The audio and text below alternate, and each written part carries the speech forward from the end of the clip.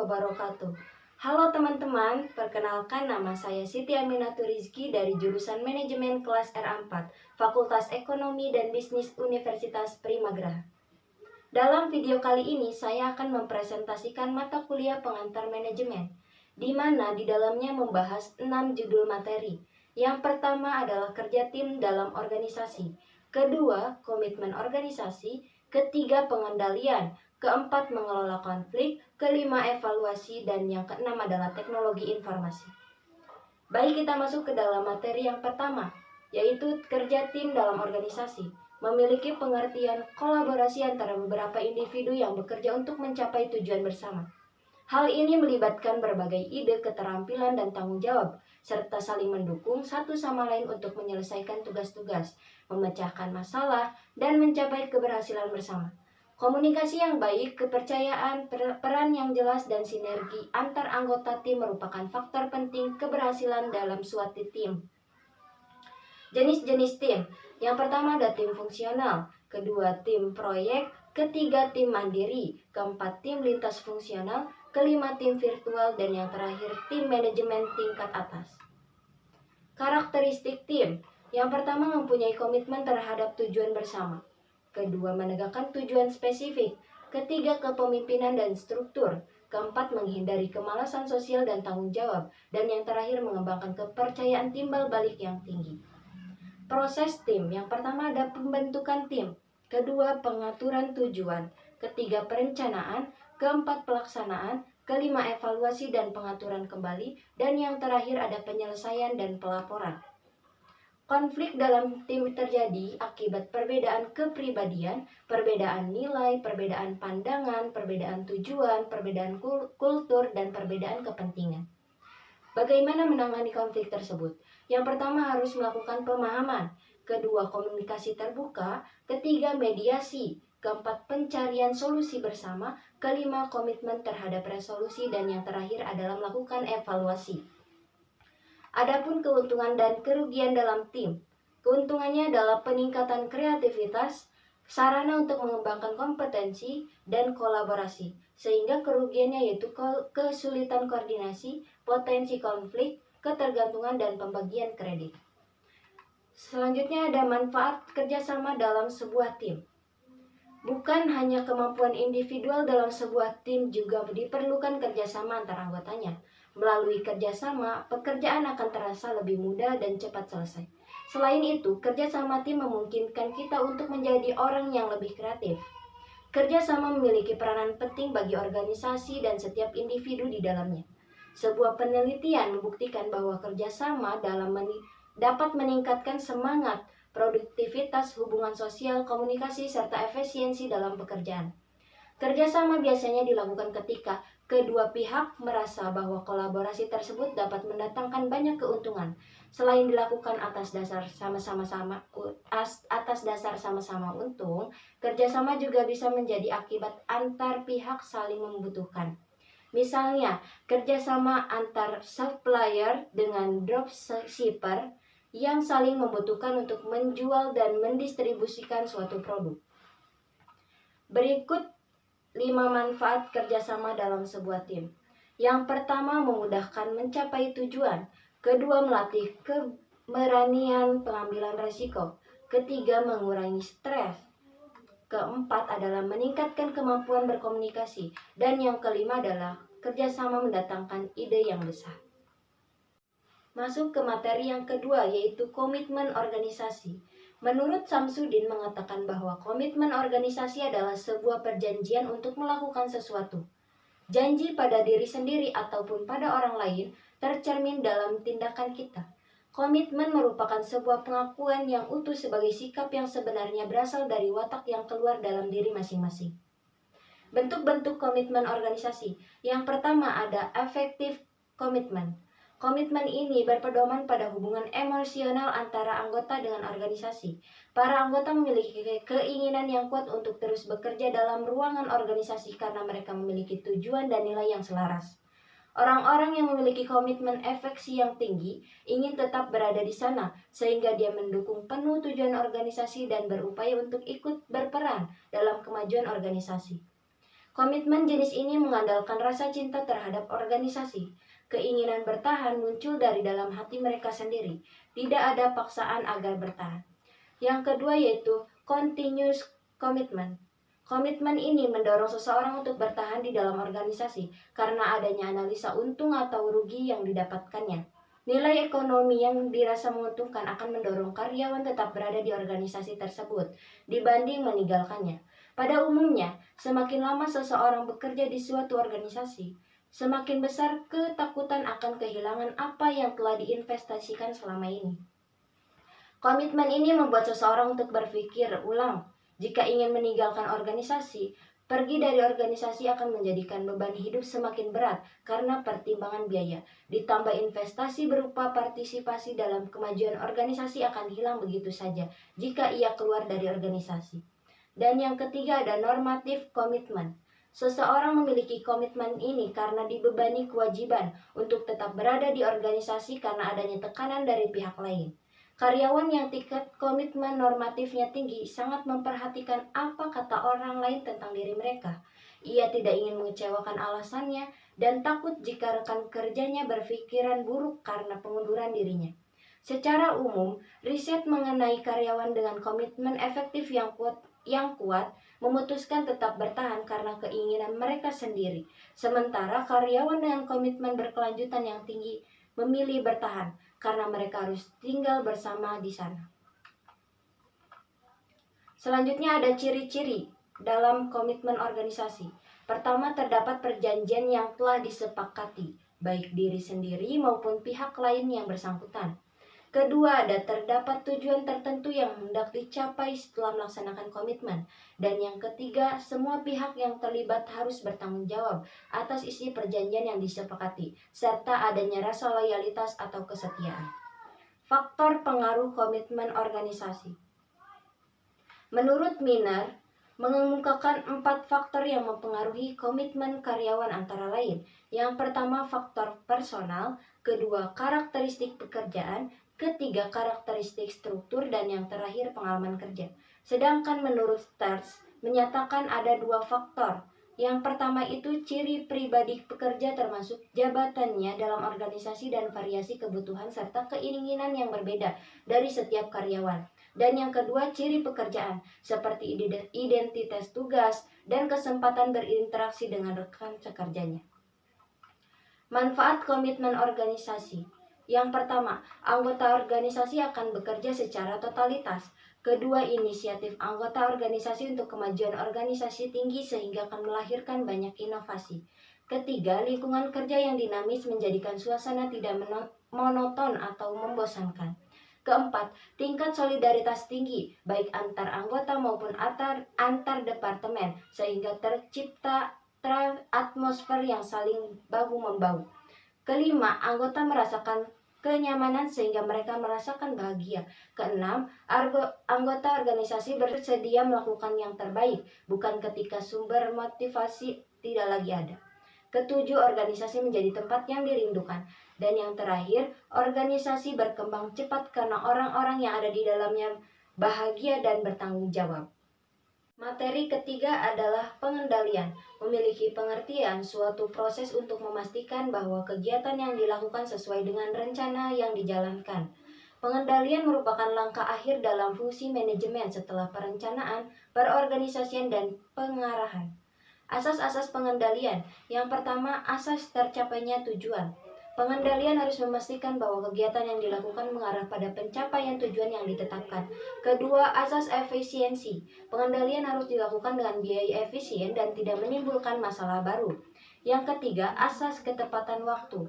Pengendalian dilakukan pada waktu yang tepat dan tidak terlalu cepat, tidak terlalu lambat.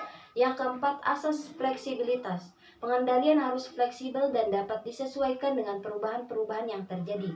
Dan yang kelima, asas partisipasi. Semua pihak yang terkait dilibatkan dalam proses pengendalian.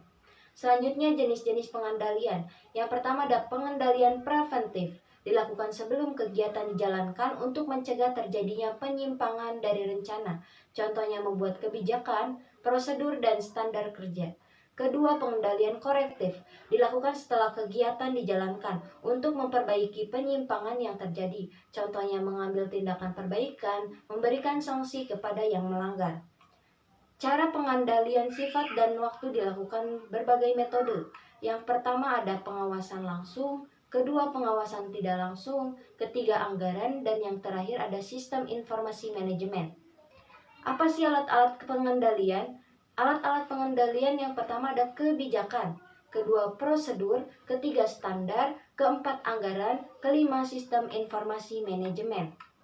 Materi keempat adalah mengelola konflik, memiliki pengertian. Konflik merupakan suatu kondisi ketika ada dua ataupun lebih pandangan, kepercayaan, keinginan, kepentingan, kebutuhan yang berbeda, nilai tidak selaras dan tidak sejalan. Dalam materi sosiologi, konflik diartikan sebagai suatu proses sosial yang terjadi di antara dua orang atau kelompok yang berupaya saling menyingkirkan satu sama lain dengan cara menghancurkan orang atau kelompok lain. Menurut Sorjono Sukanto, konflik adalah salah satu proses sosial individu atau kelompok manusia yang berupaya memenuhi kebutuhannya dengan menentang pihak lawan yang disertai kekerasan atau ancaman. Konflik organisasi adalah ketidaksesuaian antara dua orang anggota organisasi atau lebih yang timbul karena fakta mereka harus berbagi dalam hal mendapatkan sumber daya yang terbatas atau aktivitas pekerjaan dan karena fakta bahwa mereka memiliki status, tujuan, nilai-nilai atau persepsi yang berbeda. Tipe-tipe konflik. Yang pertama, tipe vertikal, kedua konflik horizontal, ketiga konflik klinis staff, keempat konflik peranan. Sumber penyebab konflik. Ada perbedaan tujuan, kelangkaan sumber daya, saling ketergantungan dalam menjalankan pekerjaan, perbedaan dalam sikap dan perilaku, serta sebab-sebab lainnya. Bagaimana penyelesaian konflik? Yang pertama, selesaikan masalah secara pribadi. Gunakan teknik pendengar aktif. Pahami ketika suatu konflik tidak bisa ditangani. Jangan terlalu cepat mengambil keputusan. Berikan kritik yang membangun. Bersikap tegas. Jangan mengintimidasi. Bernafas dan putuskan langkah selanjutnya setiap menghadapi perdebatan. Dan tentukan perilaku yang dapat dimaklumi. Materi kelima yaitu evaluasi. Evaluasi adalah kegiatan identifikasi untuk melatih apakah suatu program yang direncanakan telah tercapai atau belum, berharga atau tidak, dan dapat pula direncanakan untuk melihat tingkat efisiensi pelaksanaannya. Evaluasi juga merupakan proses menggambarkan, memperoleh, dan menyajikan informasi yang berguna untuk merumuskan suatu alternatif keputusan. Apa sih fungsi evaluasi itu? Membantu memahami kebutuhan akan suatu program atau kegiatan pemerintah, mengidentifikasi praktik terbaik dalam menanggapi masalah tertentu, meningkatkan desain dan kinerja program atau kegiatan pemerintah, menentukan manfaat yang diharapkan dari suatu program pada tahap awal perencanaan, menetapkan informasi. Tujuannya yaitu untuk memberikan rekomendasi sebagai bahan pertimbangan dalam menentukan keputusan atas program yang dilaksanakan. Manfaatnya adalah adanya keputusan yang tepat sesuai hasil evaluasi. Model dan pendekatan evaluasi. Biasanya model evaluasi dibuat berdasarkan kepentingan seseorang, lembaga atau institusi yang ingin mengetahui apakah program yang telah dilaksanakan dapat mencapai hasil yang diharapkan berdasarkan hal tersebut. 5 model evaluasi yang sering digunakan diantaranya yaitu model evaluasi CIPP, kedua model evaluasi UCLA, ketiga model evaluasi Brinkenhoff, yang keempat model evaluasi STAC atau model Continents, kelima model evaluasi Medvesel dan Michel. Evaluasi kinerja. Evaluasi kinerja adalah evaluasi yang dilakukan secara sistematis untuk mengetahui hasil pekerjaan karyawan dan kinerja perusahaan. Pentingnya melakukan evaluasi kinerja secara teratur dapat memastikan bahwa karyawan bekerja secara efektif, memaksimalkan potensi mereka, dan berkontribusi pada kesuksesan perusahaan secara keseluruhan. Contoh dan manfaatnya yaitu yang pertama, inisiatif. Kedua, tingkat kehadiran. Ketiga, sikap terhadap rekan kerja. Keempat, kemampuan berkomunikasi. Kelima, pengetahuan teknis dan melaksanakan tugas. Keenam, orientasi pada perusahaan. ketujuh kejujuran atau integritas, dan yang terakhir fokus pada pekerjaan. Evaluasi program. Evaluasi program adalah suatu proses bertujuan untuk milenial kualitas, efektivitas, dan dampak dari suatu program ini telah dilaksanakan. Program disiapkan, kegiatan atau proyek dirancang untuk mencapai tujuan tertentu. Evaluasi program dapat dilakukan oleh pihak internal maupun eksternal yang berkepentingan dengan program tersebut. Tujuannya untuk mengetahui pencapaian tujuan program yang telah dilaksanakan. Selanjutnya, hasil evaluasi dijadikan sebagai kegiatan tindak lanjutan atau acuan mengenai pengambilan keputusan berikutnya. Tahapan evaluasi program yang pertama yaitu menentukan ruang lingkup evaluasi. Yang kedua menentukan model evaluasi. Ketiga menentukan metode pengumpulan data. Keempat menentukan teknis analisis data. Dan yang terakhir menyusun laporan evaluasi. Dan yang terakhir yaitu evaluasi meta. Sama juga seperti mengevaluasi proyek atau program. Evaluasi meta dapat dilakukan bersama kegiatan evaluasi rutin untuk perbaikan sehingga evaluasi akan bertambah dengan baik. Tahapan evaluasi meta untuk menentukan topik evaluasi atau agenda yang akan dievaluasi sehingga tidak melebar dan fokus. Salah satu fungsinya yaitu mampu menyeleksi sumber daya atau metode yang paling tepat dalam sebuah kegiatan. Contohnya, yaitu evaluasi dalam dunia kerja terjadi untuk mempertimbangkan pegawai mana yang tepat untuk suatu proyek atau suatu jabatan. Materi yang keenam yaitu adalah teknologi informasi. Memiliki pengertian menurut Rusman, teknologi informasi adalah serangkaian tahapan penanganan informasi yang meliputi penciptaan sumber-sumber informasi, pemeliharaan saluran informasi, penerimaan informasi secara selektif, penyimpanan dan penelusuran informasi, sehingga penggunaan informasi.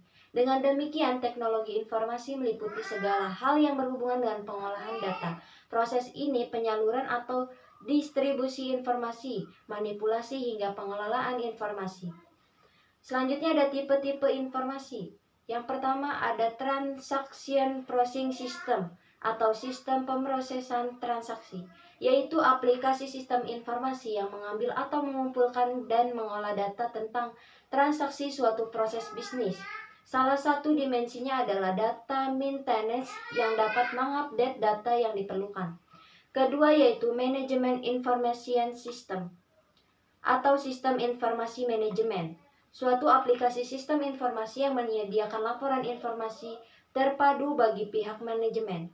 Manajemen ini dihasilkan dari beberapa database yang menyimpan data dari banyak sumber, termasuk di dalamnya Transaction Processing System.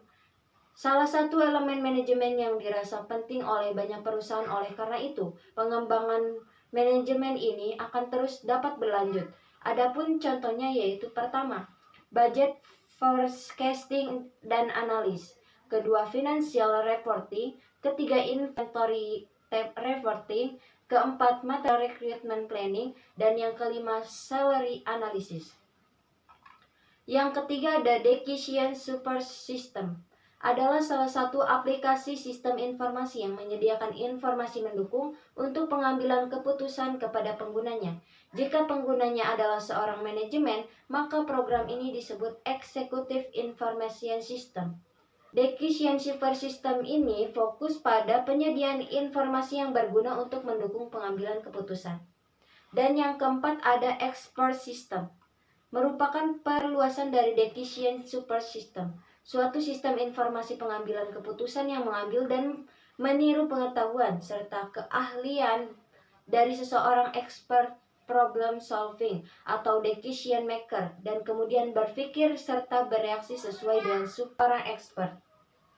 Expert system ditujukan untuk menduplikasi keahlian dari seorang problem solver, manajer, profesional, dan para teknisi.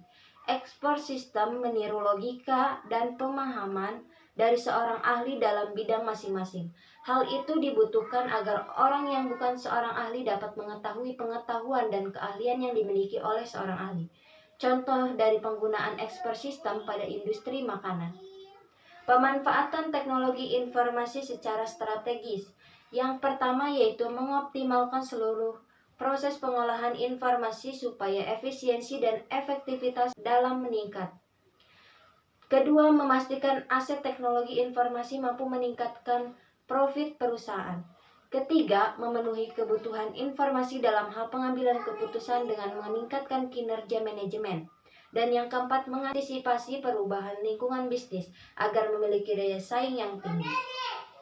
Selanjutnya yaitu untuk memanfaatkan teknologi informasi secara strategis, ada beberapa hal yang perlu diperhatikan. Yang pertama, menentukan tujuan dan visi dari penggunaan teknologi informasi. Kedua, melakukan analisis situasi dan kondisi saat ini. Analisisnya meliputi pengukuran kinerja, kekuatan, kelemahan, peluang, dan ancaman dari organisasi atau masyarakat yang menggunakan teknologi informasi. Analisis ini juga meliputi pemetaan stakeholder atau pemangku kepentingan yang terlibat pengguna teknologi informasi. Yang ketiga, merumuskan strategi dan rencana aksi untuk mencapai tujuan dan visi. Strategi ini meliputi pemilihan solusi teknologi informasi yang paling sesuai dengan tujuan dan visi. Rencana aksinya meliputi penentuan sumber daya manusia, finansial, material, waktu, dan prosedur yang dibutuhkan untuk melaksanakan strategi. Yang keempat adalah melaksanakan strategi Indian rencana aksi secara sistematis dan terukur. Pelaksanaan ini melibatkan koordinasi antara berbagai unit kerja yang terkait dengan penggunaan teknologi informasi, serta melibatkan pengawasan dan evaluasi secara berkala untuk memastikan bahwa strategi dan rencana aksi berjalan sesuai dengan harapan. Implementasi manajemen dari teknologi informasi. Yang pertama, meningkatkan akurasi dan kecepatan. Kedua, pengambilan keputusan yang lebih baik. Ketiga, transformasi proses bisnis. Misalnya, teknologi dapat mengubah cara data dan informasi pada saat yang sama, mempercepat dan menyederhanakan proses pengambilan keputusan, dan merampingkan penyampaian layanan publik. Keempat, ada pendidikan dan pembelajaran. Misalnya, model-model pendidikan berbasis TIK, seperti pembelajaran jarak jauh, pembelajaran terbuka, pembelajaran yang dibantu komputer. Dan yang kelima, ada perubahan gaya hidup dan perilaku. Misalnya, orang dapat mengakses sistem informasi kapan saja dan di mana saja, yang dapat mempengaruhi cara mereka belajar, bekerja, dan berinteraksi dengan orang lain. Teman-teman, mungkin itu saja penjelasan materi yang dapat saya sampaikan. Jika ada salah-salah kata, mohon dimaklum. Kurang dan lebihnya mohon maaf. Wassalamualaikum warahmatullahi wabarakatuh.